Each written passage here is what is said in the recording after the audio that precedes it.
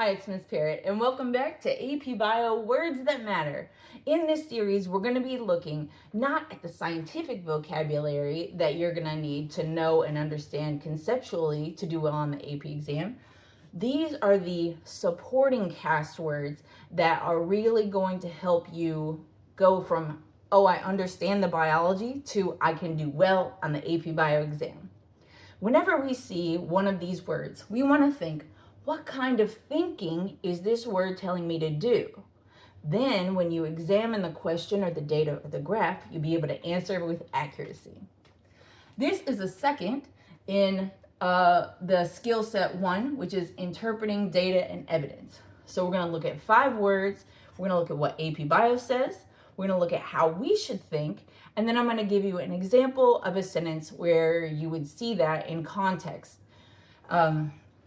So let's do it. The first phrase is consistent with. So that just means, so when AP Bio says consistent with, you should hear in your mind it matches the explanation or whatever was stated before. An example would be, the results are consistent with the hypothesis, or the results they match the hypothesis. The next word is trend. This has a very different scientific definition than trends out in the regular world. A trend is the overall pattern in the data. So it may give you a graph or a data table and ask you about the trend or ask you to describe the trend.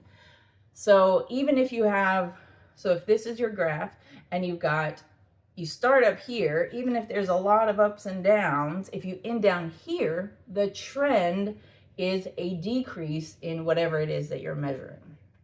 So you could say in AP Bio, the context might be, the graph shows a trend of decreasing population over time. Next is variation. This is just the differences, either in data or in genes, or there could be variation in all kinds of things, but it's the differences. So when AP Bio says variation, you hear differences.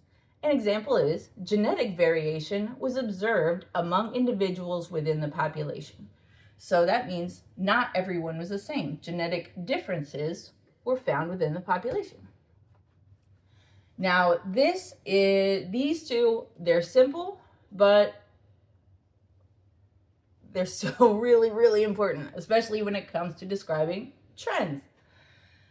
So increase means go up, and decrease, of course, means go down. So one thing I also like to do, and this is harder because on the multiple choice, you're not going to be able to write on it because it's on computer in the AP Bio exam. But I like to actually draw an arrow up over the word increase to show goes up. But you could do this on your scratch paper. So if you have some long, complicated sentence, you can use the words from this video to break it down and rewrite the sentence either in common words or with symbols like an arrow up for increase or an arrow down for decrease. And that helps you simplify it in your mind so that you choose the correct answer on the AP exam. What's coming up next? Again, there's going to be 6 different sets of skills, and those are going to be broken down into 2 sets of words each, 2 sets of these like supporting cast words that are going to help you interpret what is the AP Bio exam asking of me. So if you found this video helpful, be sure, give it a like, subscribe to my channel so you don't miss any, and leave a comment, a question, or an emoji below.